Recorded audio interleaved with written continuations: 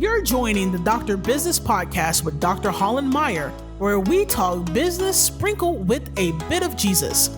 Our goal is to help you simplify business, impact more lives, and increase your profitability.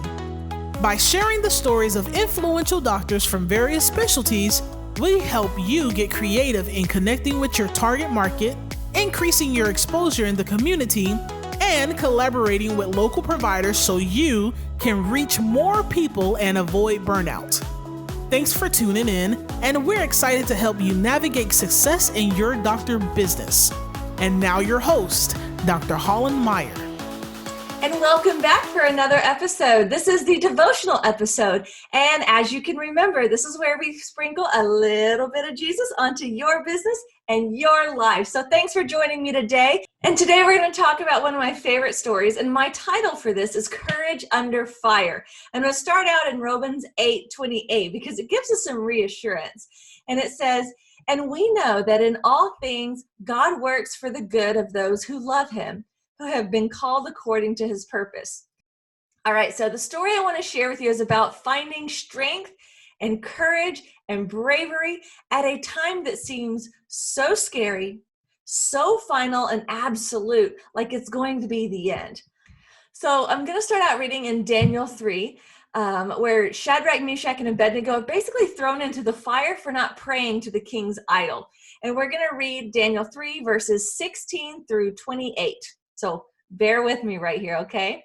All right. Shadrach, Meshach, and Abednego answered King Nebuchadnezzar, "Your threat means nothing to us. If you throw us in the fire, the God we serve can rescue us from your roaring furnace and anything else you might cook up, O king. But if he doesn't, it wouldn't make a bit of difference, O king. We still wouldn't serve your gods or worship the gold statue that you set up." Nebuchadnezzar, his face purple with anger, cut off Shadrach, Meshach, and Abednego. He ordered the furnace fired up 7 times hotter than usual. He ordered some strong men from the army to tie them up, hands and feet, and throw them into the roaring furnace. Shadrach, Meshach, and Abednego, bound hand and foot, fully dressed from head to toe, were pitched into the roaring fire. Because the king was in such a hurry and the furnace was so hot, flames from the furnace killed the men who carried Shadrach, Meshach, and Abednego to it, while the fire raged around Shadrach, Meshach, and Abednego. And in this story, he questioned that he only sent 3 people, but he saw 4. So Nebuchadnezzar said, in verse 28, Nebuchadnezzar said, "Blessed be the God of Shadrach, Meshach, and Abednego. He sent his angel and rescued his servants who trusted him. They ignored the king's orders and laid their bodies on the line rather than serve and worship any god but their own." Wow. That's one of my favorite stories. I just love the power in that. And as we reflect on the story, God never left these 3 friends. He was with them like he is with us, like he is with you. And the world can threaten us with all kinds of things. Think of this in your own life, what this might look like for you. Maybe it's a diagnosis or a horrific car accident that affects your ability to do the one thing that you felt like you were created for, something that may have happened to your children or your parents. Maybe you've been in financial trouble. Maybe your examining board is coming down on you, or you have disgruntled patients at the time. At any point in your life, we can make the decision to ask God into our lives, right? We can never do anything bad enough that would make God turn his back on you. Even if the circumstances might feel as though you are totally alone and things are so bad that it may seem that surely God is not there, right? Or that surely there is no God.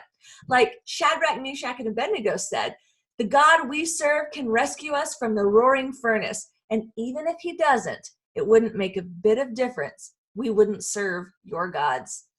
So they were thrown into the fire, like many of us feel right now or at some point in our life. And as I even experienced my own fire, one I can think of is ectopic pregnancy, the loss of my unborn child at the end of 2018, and pretty much almost the loss of my own life as well. Believe me, my husband, my family, and I all felt like we were in the fiery furnace. And there were scars from that and emotional healing from that.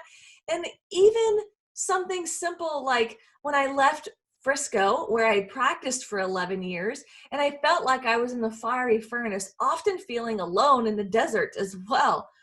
But despite going through the quote unquote fiery furnace, just like in the story, when the king looked into the furnace, he even questioned that he only threw 3 men into the fire because he saw a 4th, all completely unharmed and walked around freely. The Bible says that the king said that the 4th person even looked like the son of the gods.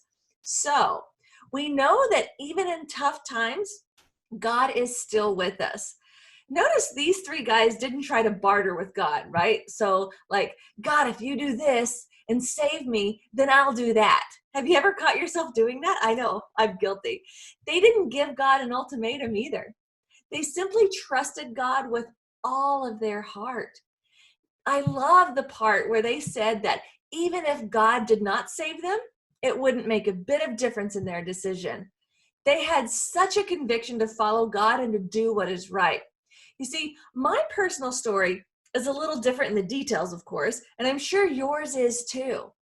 They walked away completely unharmed. I feel like in my story, I have incisions, scars, even emotional turmoil some days. But I want you to know, even then, I trust that God had his hand in this situation. And our mindset and our faith have a lot to do with if we crumble or rise in these situations. These scars that we carry with us, whether they're physical scars, emotional scars, or even the ones etched in our mind, let us not forget the beauty that they can also represent. Maybe it's a person. Maybe it's your soul mourning. Maybe it's a new friend you met along the way, and definitely the lessons that we learned. But let us reflect on the victory that it represents. So instead of reflecting on the bad, think about the victory that belongs to God, that held you up when you couldn't barely face another day, that sent that special person to touch your life in a way that gave you hope, that gave you another opportunity to touch lives in ways that never would have been possible without this particular experience, that gave you a platform to share how great our God truly is. So when you feel like you're being thrown into the fiery furnace in life, I encourage you to look up to God and really lean into him. Trust his timing even when it doesn't feel good, and let his light shine through you and your circumstances. Let him work through you and on you and in your heart.